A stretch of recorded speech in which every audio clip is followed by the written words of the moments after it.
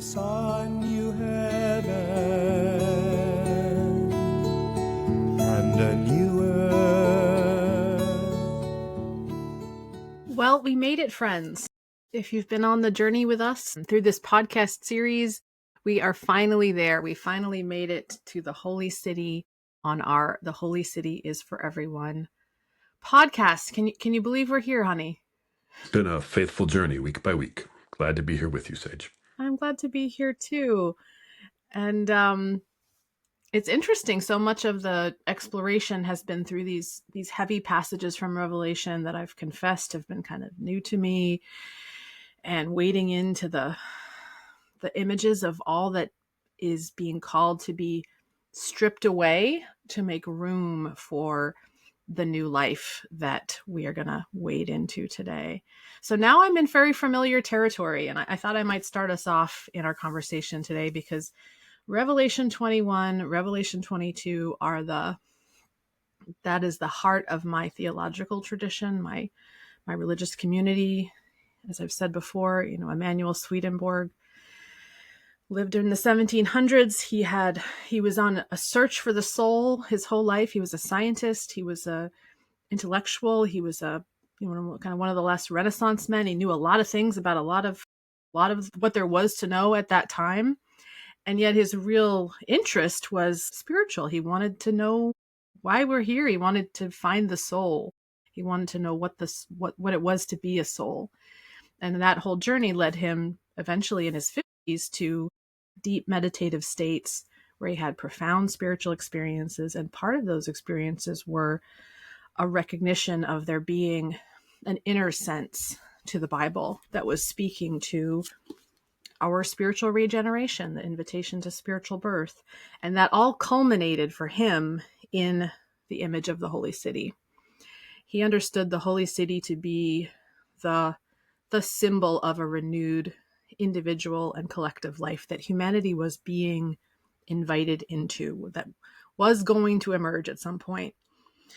And it's really the Bible begins with the Garden of Eden and ends with the Holy City. Those are the stories that set us on our journey and that finish the journey. And we'll see as we go through the symbols how much images from the Garden of Eden show up again in the Holy City. And for Swedenborg, that was a depiction of how our human journey is one of starting from a place of innocence and openness and connection, knowing ourselves to be connected to God, but then being cast out from that experience of connection to then go on the journey that all of the middle chapters represent, of all the journey of life, of recognizing ourselves as a separate being, but then trying to be connected to God through different means over the course of the journey, all the way to the Holy City, where now God is dwelling again with men. God is close again. And now we have a return to that state of innocence, that embodied innocence, but now with wisdom, because we've been on this journey. And now it's not just a garden, it's a city. And now it's not a garden where God places us, it's a city where we have freedom to enter and we have choice. We can choose to enter the city or not.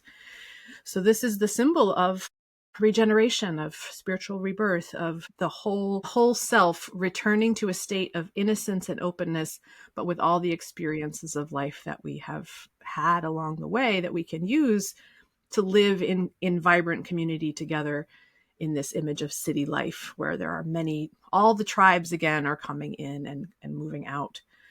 So the Holy City is, he uses the term new church.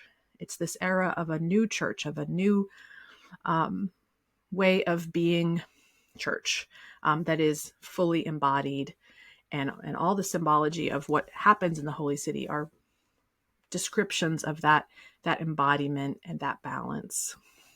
We had these cycles of 7. Now we have 12. 12 is the number that holds the city together. And 12 is such a whole number because it has so many multiples within it, specifically 4 and 3.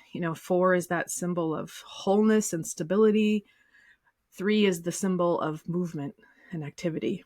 And so 12 is a is a person who is fully themselves, fully here, and moving and growing, a person, and then also an image of how community can be together. So those are some, that's the thing. That's where we've been headed, is this image of who we can be as people as we go along this journey, as we face all of the middle parts we've already gone through of challenge and of stripping away these false understandings that we are here to be in competition with each other, we're here to be afraid, that life is scary, that we're not connected to God, to getting to this place of remembering our connection to God, to remembering that we're all here together. We're all one body, one life, and we are here fully ourselves. There's no night in the holy city. It's always bright. Everything is seen and known.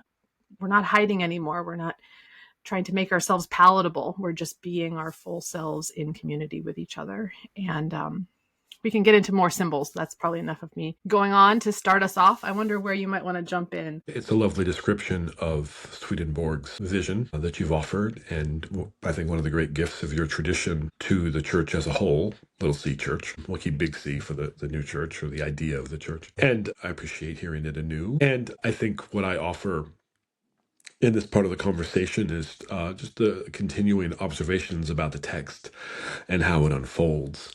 And one of the things that weaves in and out that we've noted is this image of, from all the way back in the book of Exodus, the idea of there is a heavenly temple, a heavenly tabernacle, and that Moses is given a vision of it and then blueprints to implement it on earth.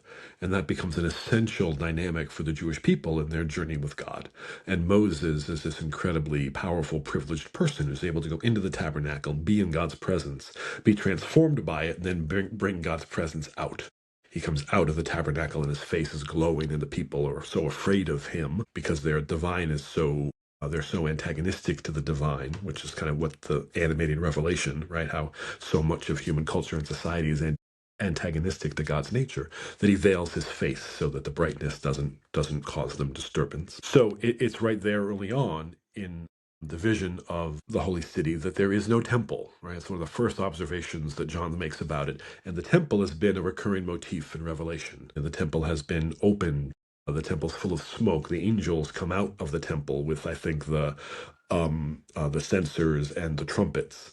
And now we've arrived to a transformed reality where there's no need for a temple anymore. The harmony between the world and the divine is complete and thorough and dynamic and living. And that's a really powerful idea. And, if you're at all moved by the liturgical tradition, which is rooted in the idea of the tabernacle, that you engage in certain liturgies or practices, or there's a special sacred place that you go to for your deepening your relationship with God, which a lot of people feel and a lot of people don't, and that's fine, right? We're a diverse humanity with different visions, ideas, needs, personalities. So it takes the understanding of the variety of us to understand the whole of us. But if that moves you, then this is such a compelling, powerful statement about what that should lead to. And the Bible articulates that in other places. There's that wonderful passage in Jeremiah 33. No more will they say to one another, know the Lord, for they'll all know me, from the least to the greatest, right? That's this. That statement, completely different context from Jeremiah, is being fulfilled here in this vision of the holy city. It's the same energy, the same idea. Promise has been coming for a long time, Mhm. and this is the fulfillment. Now the dwelling of God is with men. That's so much what the understanding of the tabernacle was. It was where God dwelled. It's a tent pitched on the Right. earth that God might be with people.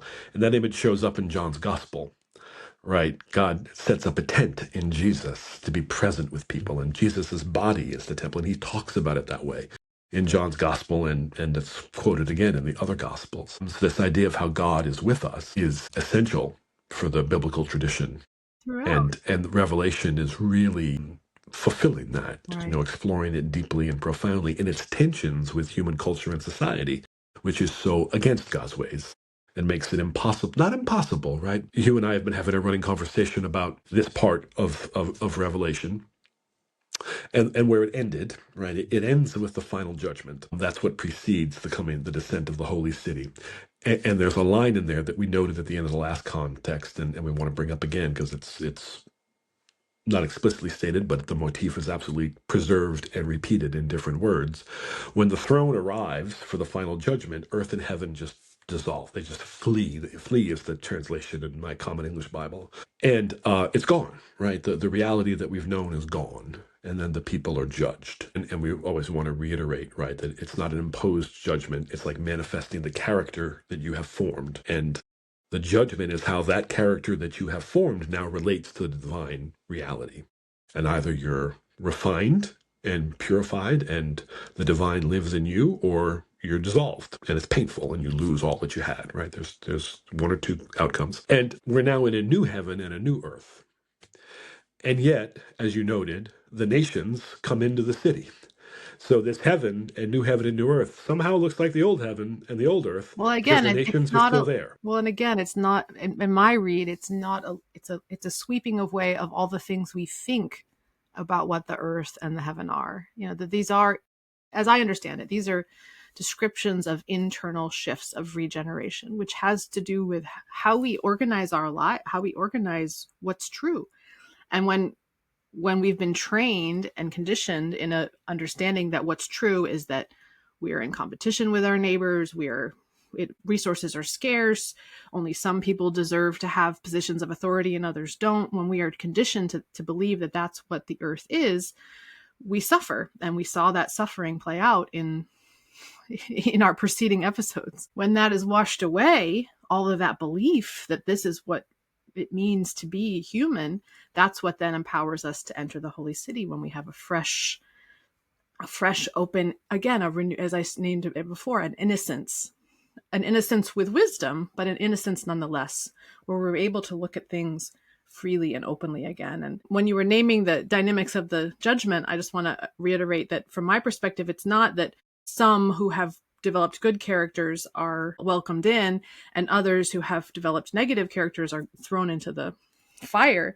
It's that within each person, we carry both. We carry heavenly and we carry hellish, ideas. And it's that all of those ideas are swept away so that we're fresh again, we're new. And we can, with those sort of open childlike eyes, see one another as our brothers and sisters instead of as our competitors and our, whatever, our dominators or our victims. We can be free again, like we were in the Garden of Eden, but now with kind of knowledge of our environment, knowledge of our unique capacities, knowledge of our differences, not in competition, but as compatible and, collaborative and supportive of one another and our collective thriving. So I think that for me, the washing away of earth and heaven, the fact that that's destroyed, it's not that our planet is going to spontaneously combust. It's that our ideas of what we think life is are going to radically change. And when I look at, the knowledge we've acquired, quantum physics radically, dismantles our perception of what we used to think how the universe operated. Like there's a lot of knowledge we have gained that actually is in competition with some of these old ideas about who we are and how life works. And I believe that this new era that we're being invited into is going to be an era when those new ideas and that new knowledge is going to start to really live in us, where we really do feel the oneness that is actually what's true. I mean, it's more true that we're all connected and we're living on this planet together than that we are separate nations or separate peoples. It's objectively more true. And space travel and looking back at our, this blue dot in the sky gives us that perspective. We're able to have that perspective now. The challenge is embodying it and really living by it and seeing how it is guiding us to live radically differently than we have been trained to live over the many generations. I want to follow that up with keeping that tabernacle idea and playing with it a little bit. And it relates to I'll use the word traditional, a better word actually is simplistic, the simplistic reading of Revelation, that this is the destruction of the old.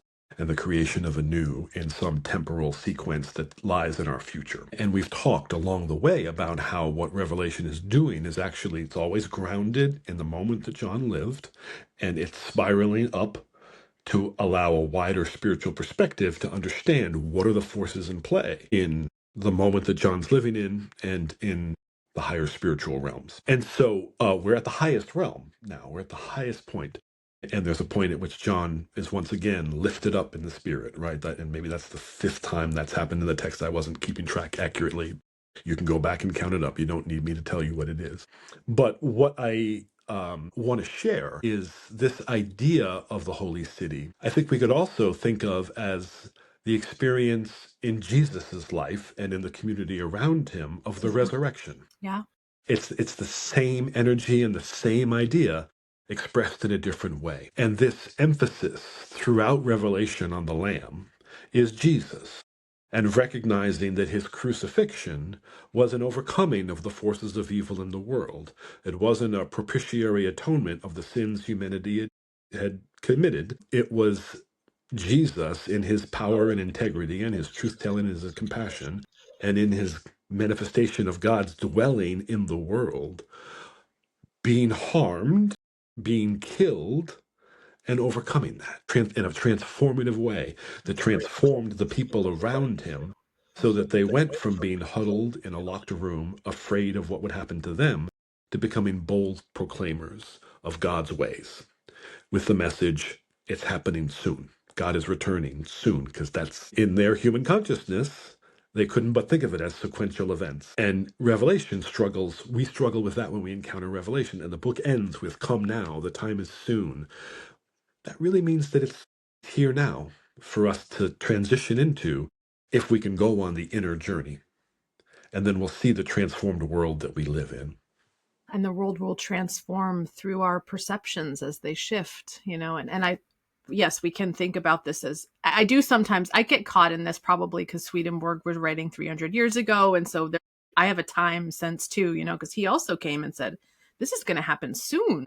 The ways we have held so far about being the church are imperfect. They're challenged. They're not the fullness. We need this embodied spirituality, and it's coming soon. So I also kind of fall into the trap of soon, and is it now? And, and I think we can look at history and we can see so many people who went through this revelation journey, came to know themselves, and then began to live the full embodiment of the holy city in their own lives and in their own time, and brought about incredible change and transformation. The saints of history who have gotten that they are worthy and they are loved and they have God's energy in them and that they can bring about change and transformation, like that. So many people have had that experience, and every time a person has that experience, it brings the holy city more into being. It brings this new era into being, not as the year 20, whatever, not as a particular year,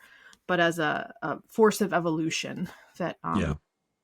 It occurs to me to say that in the first century for the church, there was a crisis point around 70 AD. And it was a dual crisis. One was the passing from the stage of the world of the original disciples, the original followers of Jesus. And the other was the war that broke out in the Holy Land and the Roman army destroying Jerusalem and destroying the temple. And it is, I think I'm not wrong to put it this way. I think it is impossible for us to understand the impact of that experience. And I think it's impossible for us to understand what it meant for Jewish and Christian people who were, close and adjacent to Christianity and rooted in the Jewish tradition, that event happened. It was the end of the world.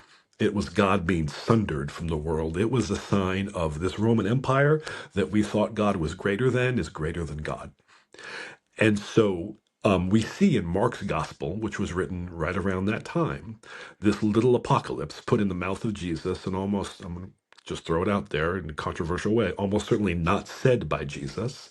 It was said, this is the sign of the end, and I'll be returning soon. The Son of Man will be returning soon, in that sequential, historic kind of way. No spiritual depth to it whatsoever, really simplistic, to give people hope in a time when they were feeling hopeless, but really simplistic and wrong because Jesus didn't come back.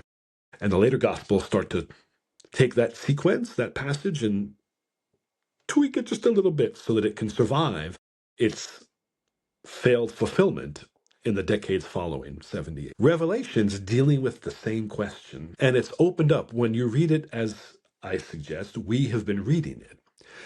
It allows us to have experienced that loss and that understanding of the importance of the tabernacle, and to instead be grounded, like John, in our everyday life, and to see how spiritual forces can manifest, higher spiritual forces can manifest in the midst of it. It's an invitation to the church to an ongoing journey with the holy city, and to allow saints to rise up and experience Christ coming anew and have it meet and transform their own day. So the continual coming of the holy city is an unfoldment, right? It's an unfoldment that we can see more of over time if we pay attention to where we've been and what God has called us to and what our ancestors have learned and have passed down to us. And then as we seek to integrate it into our own day, I think there can be a story, a positive story for the church, following the closing of the New Testament and following that passing of the original followers of Jesus. I think the church has an ongoing story to tell that's beautiful, and that Swedenborg was right to critique in his time, because some of it had gotten really, the Reformation didn't happen for no reason. And the things that came out of the Reformation, a lot of it's really problematic, as we're seeing the cruel fruits of in American evangelicalism today. Other things were really empowering and carried our understanding forward. And so Revelation, it's a book that is meant to help us grow on the journey. And for that, I think it's when you're able to read it in a, again, we've done the immature, mature way. I think when you read it in a mature way, it is one of the most empowering books in the Bible to recognize God's working with us in all of our messiness and all of our struggles with the, in your tradition, hellish forces, with the whore and the beast within us that we struggle with, that impacts us in corrupted society. It's helping us. It's helping us to face those things and strive to be faithful and true.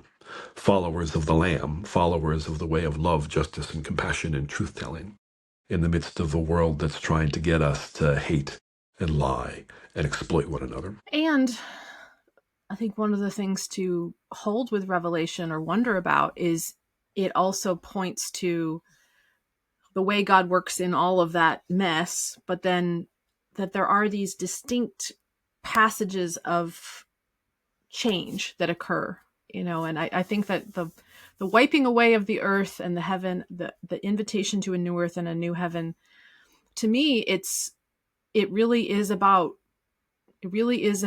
about not just staying in the mess of the whore and the city, and the hellish forces, but moving out of them. I mean, that is, we are in a new place this week. We are talking about the holy city, and the holy city is a place where all the nations come, but certain people don't come. The cowardly, let's see where that line is. The cowardly, the unbelieving, the vile, the murderers, the sexually immoral, those who practice magic arts, the idolaters, and all liars. So the holy city is open to everyone, but there are certain traits, certain qualities there's just no room for. And so there is a moment of stepping away from that way of being. And I spent some time thinking about these categories and what they speak to, kind of especially in our modern time, especially when we kind of want to think critically about this text. And I mean, cowardly, pretty, fear, this attitude of fear that we are meant to be afraid of our brothers and sisters and that we are not okay, that we're not safe. That attitude and belief, there's no room for that in the holy city. There's no room for unbelieving. If you don't believe it's possible to be one with God, to know God, then it won't be. Our belief has a huge impact. What is your translation of vile? I remember there was another. It's the same word. It's the same word. I feel like as I was looking at that word, it had to do with disgust and feeling disgust for others and feeling disgust towards yourself, which I thought was interesting. Disgust is such a element of our it's instinctual, right? We have disgust for certain things because they're gross or ugly or not. So there's almost like that attitude of having disgust for our fellow neighbor or being that way and evoking that in others, there's no room for that. Everybody is welcome. Murderers, pretty straightforward. We don't kill and destroy other people. Sexually immoral, again, this has to do with prostitution and kind of sexuality taken away from mutuality, love, relationship, exchange, freedom. There's a lot in that word and in its history that has to do with domination and violence. I think that's really important to pick apart. There's so much in our modern day Christian debates about sexuality and what the Bible speaks about in terms of what is immoral and what is moral. And I feel like we're all kind of waking up that it's not about gay relationships. It's not about relationships where there's love and a flowing of affection and care. It's about exploitation. It's about when sexuality is devoid of real relationship. And there's no place for that in the Holy City. This is a place of full flowering of relationship and love. And worth highlighting here in your tradition that Mm-hmm. Swedenborg actually recounts numerous sexual encounters in his spiritual journey. For Sexuality was an intimate part of his experience. Yeah, yes, he really sees heaven as a place where we continue to have sexuality, and it's beautiful, and it's one of the delights of life that we should enjoy. And when it's perverted, it becomes something that there's. It becomes what's outside. I just wanted to highlight for listeners who otherwise wouldn't know that. I appreciate you highlighting that. Yeah. And then I think practicing the magic arts, I was looking at that a little more deeply. And the word there, it's connected to pharmacia. It's about like potions and, using the material, the things of the material plane to alter our experience or our reality. I just can't help but think of like our modern day drug industry. Like so much of what goes into our efforts as human beings is like, how can we make this human experience palatable that doesn't really get at that inner transformation that's needed? It's like we're dealing with symptoms, we're dealing with pain relief, we're numbing, versus the transformation towards Which love. sometimes you need. We are not. Which sometimes you need, and gosh, I have taken antidepressants, and sometimes you need. I'm not railing against the pharmaceutical industry completely, and to just realize it's a panacea. And if that's all our energy is, how can we make potions so we can feel good and make things better? If that's all we ever do, we're missing the opportunity of the Holy City. It's a deeper invitation. In my text, that's related to drugs as well. The passage here is those who use drugs and cast. Yeah, yeah. And then there's the idolaters, which is we've spoken about quite often, very common pitfall, and then liars. So anyone who is speaking falsely. So those behaviors, and again, I really don't like to associate that with like particular people are left out and others are left in, but those parts of who we are, which we all, engage in all that stuff along this human journey, but those parts of who we are not invited into the Holy City or don't even want to go in, because once we go in, we're going to be seen fully. And so we can't, all of those behaviors are sort of about hiding or numbing or limiting, perfecting our image, to get what we want versus that full authentic living that the Holy City is inviting us into. There's a resonating passage from the Sermon on the Mount in Matthew's Gospel, 5-7, where Jesus, in that just spectacularly beautiful, passage, whether that's Matthew writing it or what got down to us from Jesus' own mouth, hard for us to say. But the distinctiveness of it suggests that the heart of it comes from him. He talks about how nothing that's hidden will remain hidden. Everything will be revealed. And he uses that idea to motivate us to practice our righteousness, our piety, in ways where our focus is on our relationship with God and not being seen by people around us and receiving status and advancement for it, so that we're not exploiting our piety to gain social standing. That's the dynamic that's in play here, right? These vices, for lack of a better word, are the later ones. I think the fear one is the heart of it, right? That's Phantom Menace, for those who remember, right? Fear leads to anger, anger leads to hate, hate leads to suffering, right? Yoda tells young Anakin that when he's first brought before the Jedi Council. I've gone too far. I'm going to stop. But the later ones are really about how you're taking a virtue and using it for your own benefit, your own enrichment, your own advancement of your own standing, rather than for the inner moral virtue of it. And this is an old debate in Western philosophy about ethics, right? Whether it's instrumental or inherent, all kinds of things deep in human experience have been wrestled about. But you're making such an important point that this isn't this about judging particular people for having done some naughty thing. This is about human character. And it's a call to it. The whole book of Revelation has been a call to us to look within ourselves and strive to be our most Christ-like, i.e., our best selves, in loving service to others, in love of God, and in love of people, rather than serving ourselves, or being caught up in fear so that we just circle in on ourselves. We're called to be outward focused and love-centered. Yes. And this is also about freedom and the freedom to choose. And that's the whole thing about the Holy City is it's all the gates are open. You can come anytime you like, but you got to leave these things behind if you're going to come in. So it's an incredible step of relinquishing, I think, all the ego stuff and stepping in kind of naked a little bit, innocent. And I think that's also central in my theology to the journey of regeneration, that, we don't choose when we're born, at least that we know of. Maybe something happens that we don't know of on the other side of the veil, but we're given birth. We're plopped in the Garden of Eden. It's not our choice, but the Holy City is really a choice. It's really getting to that point of our maturation and our regeneration where we realize, okay, all of these tactics to keep myself safe and to kind of make me feel better or whatever I'm doing, all of that stuff, I'm going to choose God before all of that stuff. I'm actually going to choose to be vulnerable and to be trusting and to surrender to who I am and who God is creating me to be, and to step vulnerably into the Holy City. I think the Holy City is a place where you need to be vulnerable to step in. And it's not a reward. It's not a, you did good and now you get to be in the city and have fun.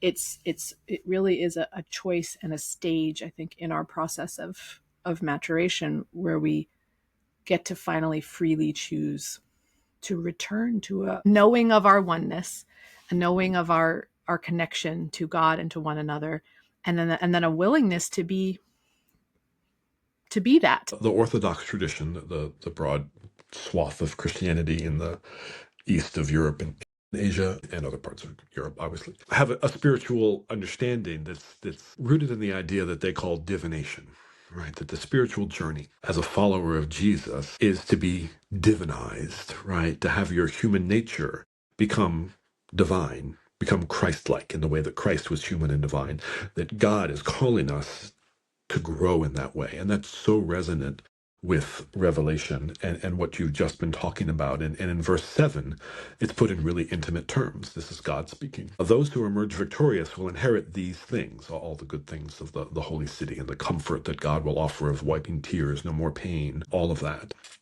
Those who emerge victorious will inherit these things. I will be their God, and they will be my sons and daughters. Right. So the relationship that Christ has with God, we're going to be invited into if we accept. We are invited into, and it's up to us to accept it and then to live in with integrity to all that requires of us. And that's completely resonant with John's gospel. John extends that. Jesus as John extends that invitation to us. My Father and I will come and make our home with you. Yeah.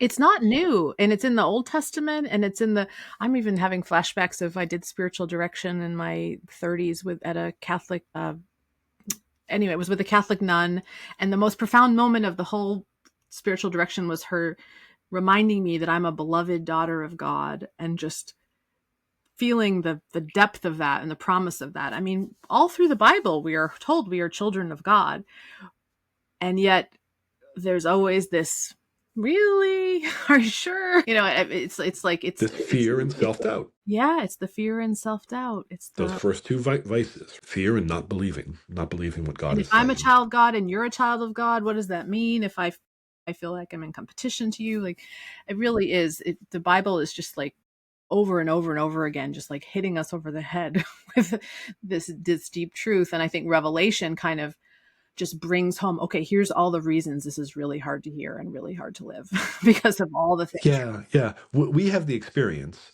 of receiving a Bible And Genesis is the beginning and Revelation is at the end, right? We have this experience as people in the Christian world. The Jewish people don't have that experience because they don't have Revelation, right? And the Quran, also, right? Different context. But if you're receiving a Bible rooted in the Christian tradition, you get this book in one cover, begins in Genesis, ends with Revelation. And, in my pastoring and my teaching, I always emphasize to folks, this is an illusion. This is not one book. This is a collection of books. It wasn't produced like this. So break whatever associations you might have with that. That said, that Revelation, despite all of its controversy in the first century, was admitted into the canon of the New Testament and became the last book, is actually an act of profound maturity and wisdom, because it is the fulfillment of the whole promise of the story. It really is, when you can read it with the kind of maturity and depth that we've been striving for. It's not how God's going to get all the bad guys at the end, like some Hollywood blockbuster movie. It's not. It's not that at all. It's how God's call to all people to live in harmony and with abundance and grace and love and compassion and grounded in the truth and understanding the beauty of the world and one another, that if we do that, this is what our life can be.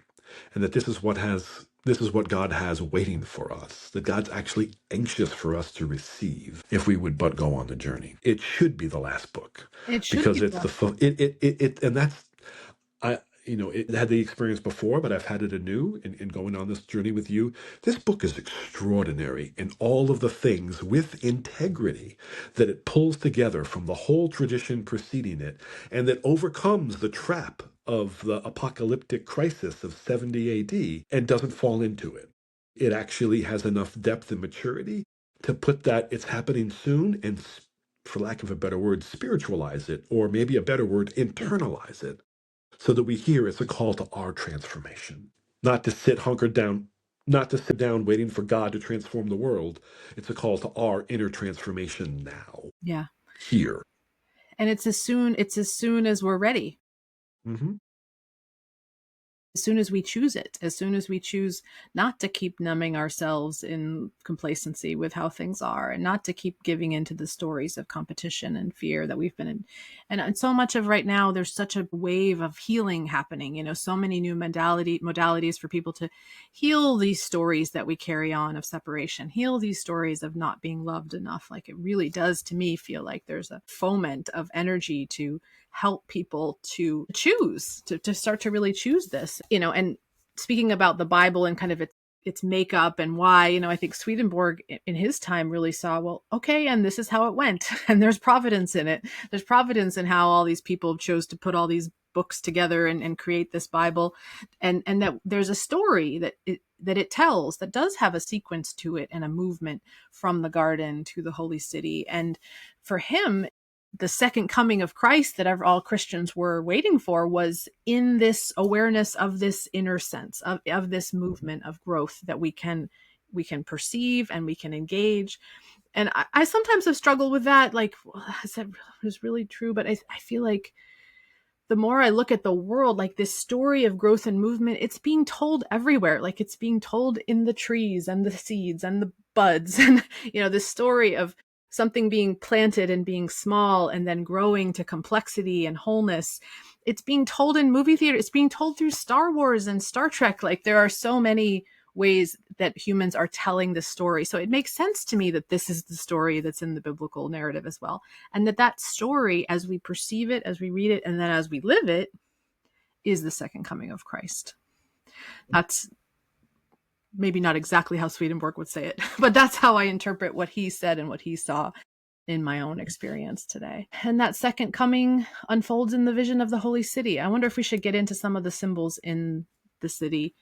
We're already at 45 minutes. So I already mentioned 12 is the number of the holy city. The city is 12 by 12 by 12. So there's this real equality, which we've brought up before, that I perceive as this balance of goodness and truth. There's everything that is good also has good information and is true. And everything that is true is coming from a loving place. And there's this wholeness and totality that happens. The gates are always open.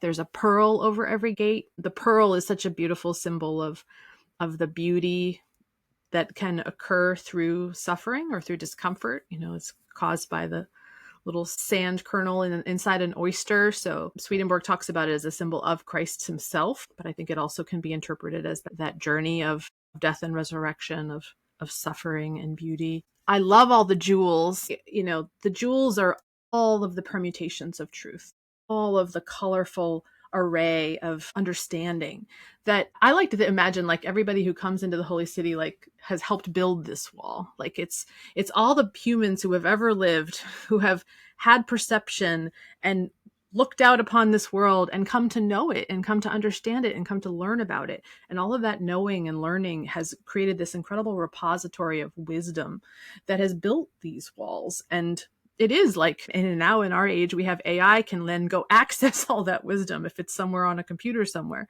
So we're really at this precipice moment of all of these different perspectives on reality, giving us just this incredible, beautiful image of what we are and who we can be.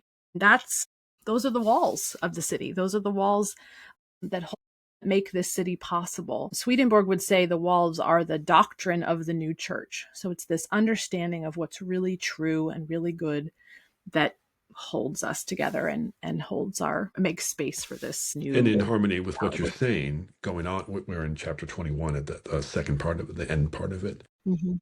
And this is what, in the abuse of Revelation in the hands of Christian nationalists, is never noticed, never commented on, never said. The nations will walk by its light, but walk by the light of the new city.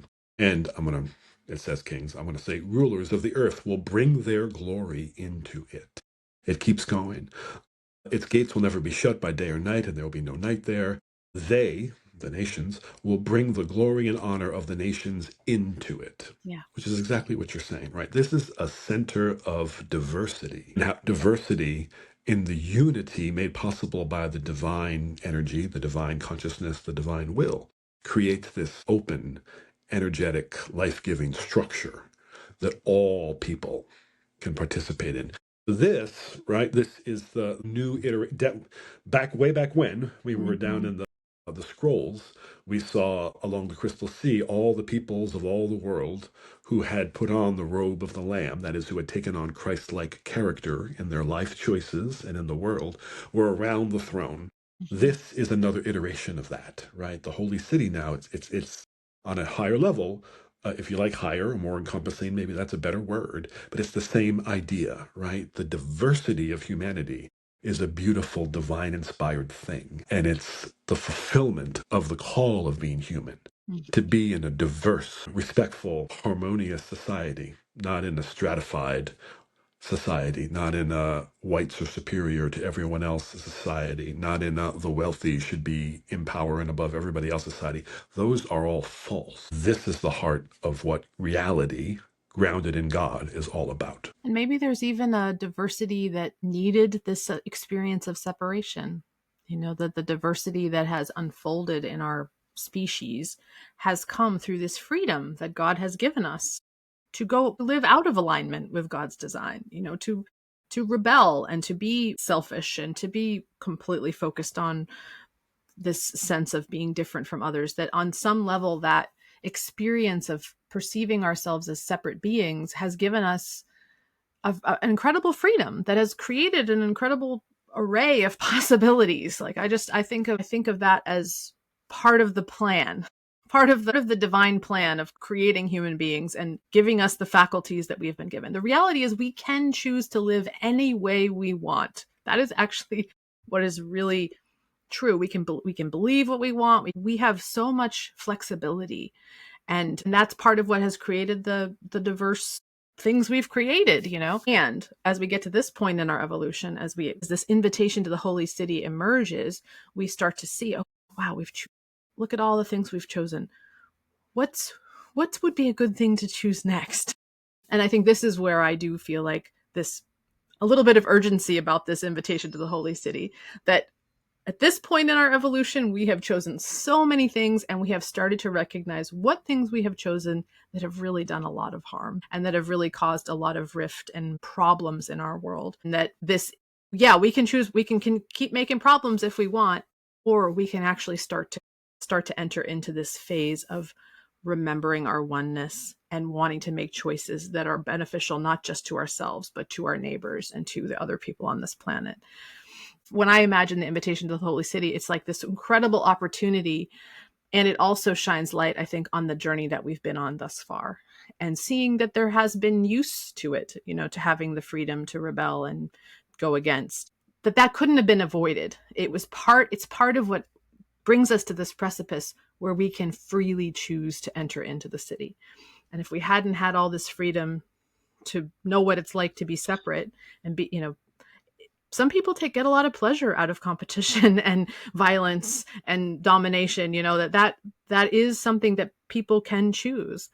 And at some point, and I hope that point is coming soon, I think more and more people are going to start to recognize, and this is what the promise is, that we can choose something else that actually can bring blessing to everyone involved. And this is the invitation, as I see it, of the Holy City. And at the heart of the city is this really lovely symbol of life energy, divine life energy. The river of life flows through the center of the city, and the tree of life grows. So here's this evocation of the Garden of Eden story back in Genesis 2:2. One might wonder what's in Genesis 1:1. Story for another session of the Helen Keller Spiritual Life Collaborative. And the natural rhythms of the tree are for the nations. The tree bears fruit each month, 12 different kinds of fruit. So right, it's like a super tree, right, that we're talking about.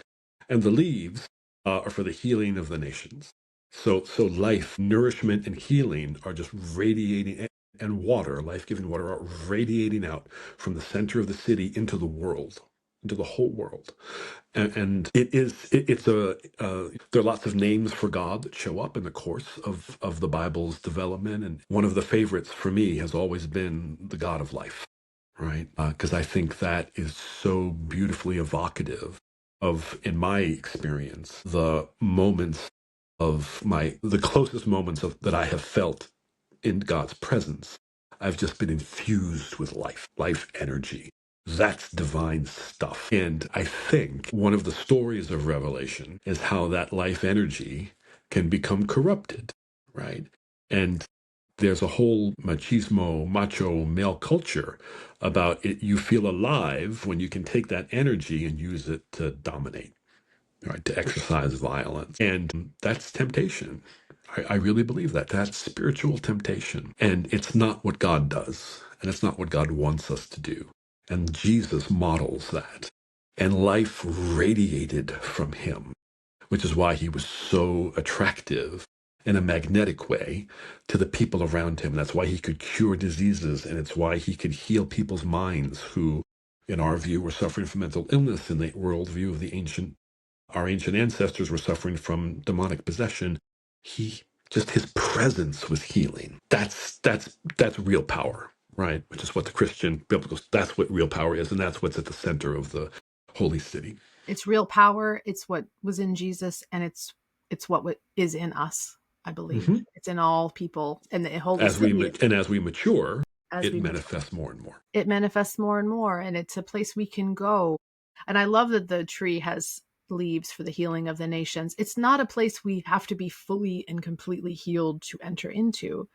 I think there's certain behaviors we do need to leave behind, but it's also where the healing happens, that there's something about entering the city that empowers healing, because we live for one another in the same way Jesus was able to bring healing, because when we have that acceptance of each other and that love, healing can happen. So there's different ways to think about the city and how we hold it now. I know for myself, I think of it as something that lives inside of me that I can go to, that I can rest in, to be renewed. It's a place in me that I know also exists in other people. So it's a way to connect, and just holding the sense that this city lives in me, it lives in you. On some level, we are connected, even if we're and we talk about this, honey, because you and I, we often speak different languages. It's very cool we're doing this podcast and we're connecting.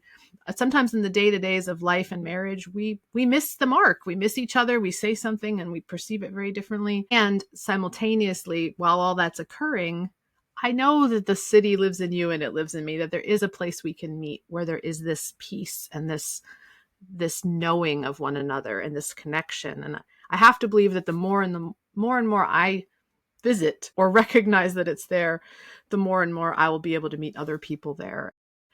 It will, the city is descending. It's coming in. It's in motion. It's not a static state. And you bring this up a lot. It's where the nations come in and they go out again. So I think it really is an invitation to a mature spirituality where you recognize that God is in every moment of life. This doesn't necessarily immediately transform to peace on earth all the time, but instead it allows you to withstand the ups and downs of life. And it allows you to walk into them, to even walk into the fray of suffering and challenge, and not to be afraid, but to trust that you're there with the support and the love and the energy and the life that God is living through you as a human being upon this earth. And here's a challenge. Yeah. Final challenge of verse 8. I, John, am the one who heard and saw these things. When I heard and saw them, I fell down to worship at the feet of the angel who had shown them to me. Second time that John has had this experience. But he said to me, don't do that. I am a servant, just like you and your brothers and sisters, the prophets, and those who keep the words of this scroll. Worship God. So as we're on that journey of recognizing the holy cities in me and the holy cities in you, one of the profound dangers that requires real spiritual maturity is to not make an idol of the holy city in me, so that I no longer see the holy city in you. I think it has to be, if you didn't come on the middle entrance on the east side, you're not there. Right. Right? Because that's the kind of thing that could happen. So that calls for real maturity, to have your profound experience and hold it. I'm going to use the word lightly. It doesn't feel adequate. There's that old 38 Special song, hold on loosely, right? And don't let go, because if you cling too tightly, you're going to lose control. It's about love and a girl, but at any rate, that's neither here nor there. The principle, I think, applies, right? It really We does. have to hold our entrance and our experience and our place in the holy city with humility. Yes. With humility, and be open to others having a different experience of that same place, from whom we can learn if we're open to conversation and connection. Which really is at the heart of this ministry I'm trying to create, because I want to make space for us to share with each other what gives you a feeling of love and peace. What are the practices or the beliefs or the ideas or the people or the places or the liturgies or the poetry or the music or what is your gate into the holy city? What are the experiences you've had that have brought you there? Because I think that we have so much to learn from each other. And if we can let everybody have different experiences, but then begin to feel safe enough to share that with each other, it just feels like there's just so much to learn. There's so many ways to grow if we can start to accept those differences. And I say that, and I have so much hope for it. And I totally relate to the experience of, you have that knowing, and you want other people to know it the way you know it. You want people to feel the vibe like you feel it. And that's so often not the case.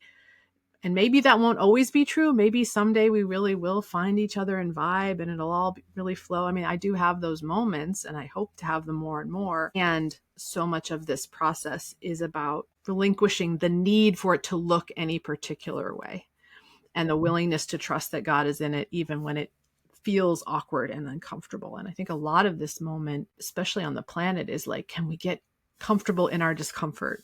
Can we so much of our desire to keep certain people out of the holy city, or to say it, is about trying to keep people comfortable. I only want people who look like me or act like me or do the things like me, because it's just so too uncomfortable if people are doing it different ways. And yet that is so much. I'm always wondering, what's it like for all these different nations to be mingling in the holy city? Are they getting along? How are, that's the unanswered question. There's no infrastructure in the holy city for how everybody gets along. And so that's where we really have to be in our, do it how we can do it how we're called to do it, and learn and see how it goes and experiment. Because we have a vision of the holy city, but as you've brought up a couple of times in our conversations offline, it's a big box coming out of the sky. There's a tree, there's light.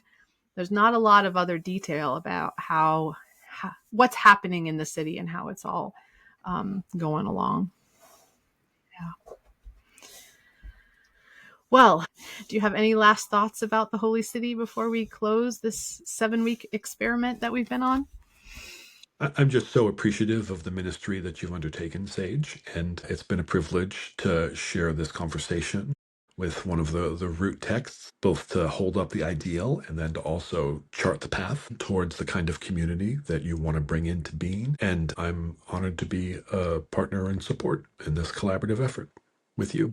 Thank you so much for wading into all of this with me and with our listeners. If you have been on the journey with us, we do invite you on November 17th. We're going to have a live gathering with listeners to be in conversation and talk about things that maybe didn't come up already, answer questions, hear new insights. If you'd like to join us for that, please get in touch. I believe there are many portals to do that, so hopefully you can figure out how to get in touch with us. I'd also plug that starting in December, the Helen Keller Collaborative will be launching another effort to take us through the creation, which was brought up today's conversation a little bit, the 7 days of creation, which are another story of this process of spiritual growth told through another set of images.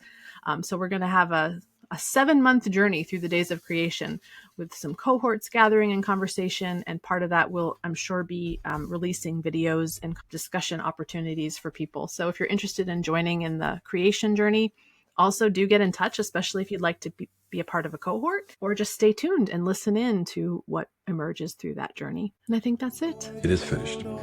It is finished. All right. Bye-bye, friends. has passed.